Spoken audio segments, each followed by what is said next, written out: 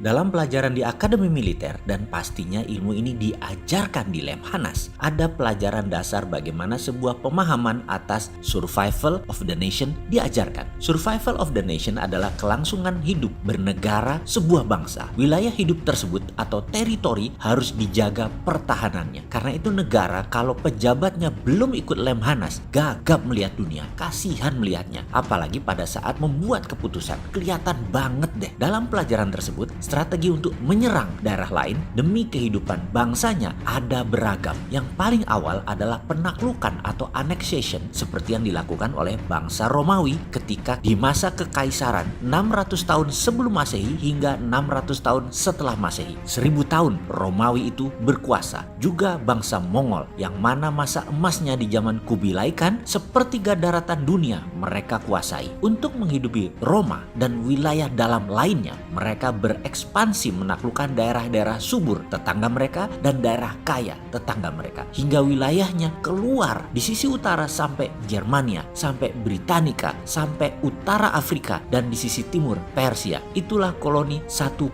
annexation, penggabungan wilayah. Lalu kolonialisasi zaman revolusi industri dengan hanya mengambil kekayaan alamnya dan menguasai hukum di wilayah jajahan. Manusia asli pribumi di sana ditindas. Itulah disebut kolonialisasi versi 2.0. Oke, saya lompati ya. Kalau mau tahu detailnya ikut Lemhanas. Makanya pejabat kalau belum ikut sekolah kepemimpinan, jangan buat keputusan macam-macam deh. Pasti keputusannya bukan buat rakyat, tapi buat kepentingan sendiri atau temennya oligarki atau kaum globalis. Dan ada hal yang paling parah ketika pejabatnya tidak sadar atau tidak mengenal akan kolonialisasi 5.0 yang dilakukan oleh Tiongkok. Bueng!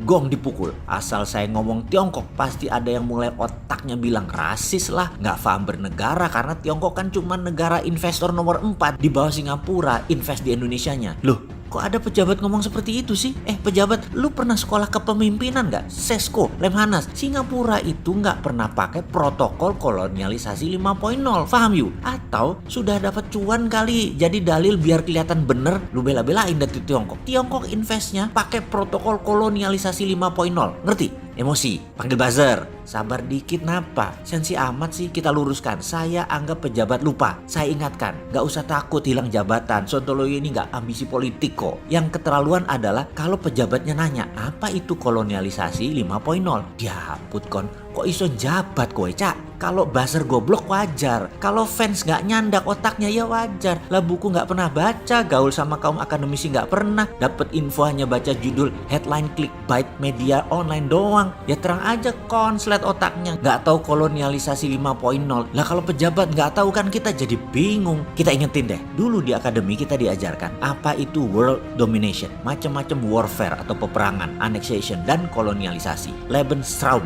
wilayah hidup, national interest, nation threat, survival of the nation, dan banyak lagi masalah kenegaraan. Betul ya? Bahkan strategi Bung Karno ambil Papua dari Belanda di awal tahun 60-an, melobi PBB, melobi Amerika, mengadu USSR hingga Indonesia dapat pesawat MiG, hingga kekuatan Indonesia di selatan Katulistiwa menjadi negara paling powerful di South Hemisphere adalah lobby politik tingkat dunia yang jadi acuan pelajaran di sekolah para menteri luar negeri. Amerika dibuat gentar, Commonwealth country dibuat gentar. Dengan kekuatan tawar yang tinggi, Belanda akhirnya menyerahkan balik Papua masuk ke Indonesia. Begitu juga cara Pak Harto melakukan hal yang sama dengan Timur-Timur. Strategi itu kelas dunia. Di akademi banyak negara hal ini dipelajari dan diajarkan. Namun sayang, ilmu beginian sekarang pejabatnya banyak yang gak paham akan ilmu kelas dunia pemimpin-pemimpin kita terdahulu. Apalagi sejarah kolonialisasi 5.0 yang diajari di Akademi Militer Kenamaan di Baltimore misalnya, yang mengacu pada sejarah bersatunya Nusantara di bawah Panji Majapahit. Inilah awal sejarah dunia yang membuat dunia tersentak. Indonesia sesungguhnya ditakdirkan dari awal adalah menjadi global player, karena sejak 5 abad yang lalu sudah pakai strategi kolonialisasi 5.0. Padahal Eropa saja di periode yang sama masih memakai kolonialisasi 2.0.